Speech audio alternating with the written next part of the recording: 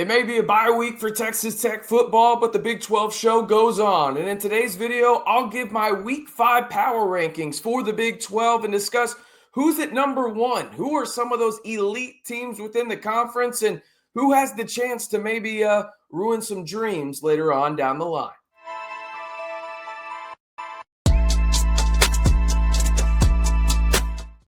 Hey, how's it going, everybody? It's RC Maxfield here for the Red and Black Report. Appreciate y'all tuning in to today's video. We really haven't done a Big 12 umbrella video, if you know what I mean, here on the channel in a while, because let's face it, we're a Texas Tech YouTube channel. We're going to discuss the Red Raiders. That's just how it should be, right? But there's a bye week. Let's look around the Big 12 and see where Texas Tech, I have them in terms of the power rankings going into week number 5, and some other teams that I think have some moving up potential, some that I think are probably a little fake, if you know what I mean. And then we'll discuss some teams that Texas Tech will look at later on in their schedule and maybe how those games will go. But before we do, be sure to like the video and hit that subscribe button to join the largest group of Texas Tech fans on YouTube. Over 12,700 strong. We are on our way to 13K before tip-off of, well, Grant McCaslin's hopefully year where he's cutting down the nets up in Indianapolis. But let's get into it and discuss my Week 5 power rankings. Again, these are mine. They are not, anyone else's opinion. So if you disagree with them, truthfully, let me know down in the comments. All right, you can see them on your screen right there, and we're going to run through it from 16 to 1. There's no surprises, I don't think. But at number 16, let's face it, Mike Gundy's gone. Right? He's no longer the head coach at Oklahoma State. They are clearly the worst team in the Big 12. I really, truthfully, do not think it's particularly close. I think Oklahoma State will not win a Big 12 game this year. They are really, really bad, and they just lost to in-state, quote-unquote, rival Tulsa, 19-12, and now they're going to have to deal with Sawyer Robertson up there in Stillwater, I may add, and maybe they pull off that win, but I have a hard time seeing the Cowboys winning a conference game this year. Maybe the biggest surprise of all the Big 12 is just how bad Kansas State is. Welcome to the Matt Wells experience, Wildcats fans. Texas Tech, y'all made fun of us, for enduring what we had to endure with Matt Wells. He is back in the Big 12, and he is ruining dreams. Luckily for Wildcat fans, they have a bye week, just like Texas Tech does this week in terms of, well, they had one last week. This week, however, well, they're facing UCF, so maybe they get a win. I don't know. Probably. Let's see how that goes. But at least he couldn't hurt you last week, Wildcat fans. Then we move on to West Virginia. I think it's actually pretty close between West Virginia and Kansas State, but you have to give West Virginia credit because, well, they beat an actual good team in Pittsburgh in a big-time rivalry game in the Backyard Brawls. So maybe they move up a little bit, but they got absolutely shellacked in their last game against Kansas, 41-10, and now they're going to get to face off against the team in Utah that travels across the country, but the Utes are looking for revenge and some vengeance after what happened to them on their home field last week against the Texas Tech Red Raiders. Colorado comes in at number 13 for me. They beat Wyoming in their last game, 37-20. They move up a spot, but now they have to face off against the top 25 team in the BYU Cougars, who are coming in ranked. They're 25th, and Caden Salters, I think, is the starting quarterback for Colorado? Question mark. I'm not too sure, to be honest with you, but we'll see how that plays out. All right, this is where a lot of things can get jumbled, in my opinion, because I feel like the bottom 4, and it could be the bottom 5 once we get there, are pretty clear, though. UCF is number 12 for me. And the reason being is this: I don't think UCF is good. I understand that they're 3-0 and they shellacked North Carolina. The issue is, for me, I think North Carolina is dog you-know-what. They are not good, okay? I think Scott Frost has the chance to get them back on track, but right now I just don't think the talent level is there, and that's why they come in at number 12 for me, even though they are 3-0 and have more wins than, well, the 2 next teams that we'll discuss.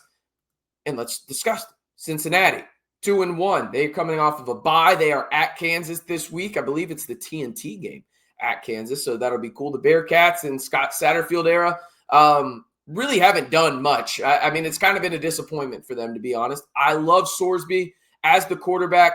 Do I think they can upset Kansas and Lawrence? Maybe, but I just don't really truly see it in terms of how they're going to make a sizable impact or wave in the Big 12 this season. At number 10 is Baylor. Baylor is Texas Tech like a decade ago. They have an elite offense. It is absolutely lethal with Sawyer Robertson, who is arguably in the Heisman race right now. He is really good, but their defense is dog water, okay? And it's funny to see that considering Dave Aranda is a defensive guy. Sawyer Robertson is all kinds of legit, but I can't put Baylor higher than number 10. Maybe they eke out a win this week. Maybe. And they should, to be honest with you. They play at Oklahoma State, but we'll see what happens on that front. Arizona, they're pretty solid, I think. I don't think that they're fantastic by any stretch of the imagination, but we're really going to get to see what Arizona is this week as they head up to Ames to face off against the Fighting Campbells up there in the Iowa State Cyclones. I mean, that should be fun. Maybe Noah Fafita's legit. We'll see. Houston, I mean, they're really good. Coach Fritz, I mean, he just always has his teams prepared. And I thought there would be a more sizable drop-off defensively after losing Sheil Wood in conference to the Texas Tech Red Raiders, their defensive coordinator. But they've been really good. Have the Cougars, and they get to face off against Oregon State before a big-time matchup against the team in Texas Tech that will be ranked in the top 15 down in H-Town. We move on to number 7, and that is Kansas. Kansas will have a home game after they shellacked West Virginia last week, 41-10. Cincinnati is set to come into Lawrence to face off at the new stadium they have there. And I was out there for when Texas Tech played KU in basketball in early March, and the stadium wasn't done. But, man, does it look beautiful down there on a little valley type area. It looks really, really cool in there in Lawrence. But that doesn't matter when it comes to winning football games. That being said, I think Kansas shellacks Cincinnati. And really what it comes down to for Kansas, for me, is a simple fact of, is Daniels healthy? If Daniels is healthy, I think they're a really good team and they can make some noise. That being said, he has some injury history, and we'll see what happens later on for the Jayhawks. Now, Utah comes in at number 6 for me. They're coming off of their, less than stellar performance against the Texas Tech Red Raiders, where the Red Raiders just absolutely manhandled the Utes out in Salt Lake City, won the line of scrimmage, and that's what Utah has to be better at. I feel bad for Morgantown fans coming in to this matchup where Utah travels east to Morgantown to face off against West Virginia, but the Utes are still a good team in my opinion, but they're overhyped a little bit, and I'll say this as well. Kyle Whittingham, just an absolute shitty move, coming out and saying, oh, Devin Dampier was injured. Well, use the injury report you're supposed to use correctly then, damn it. It's not hard, okay? It's super weird, some of these old school head coaches and, we can get an advantage if we don't put everyone on the injury report. It's just really dumb, and karma is a you-know-what at the end of the day. Arizona State comes in at number 5. I still really like Sam Leavitt. I still love Jordan Tyson. I think their defense is a little sneaky.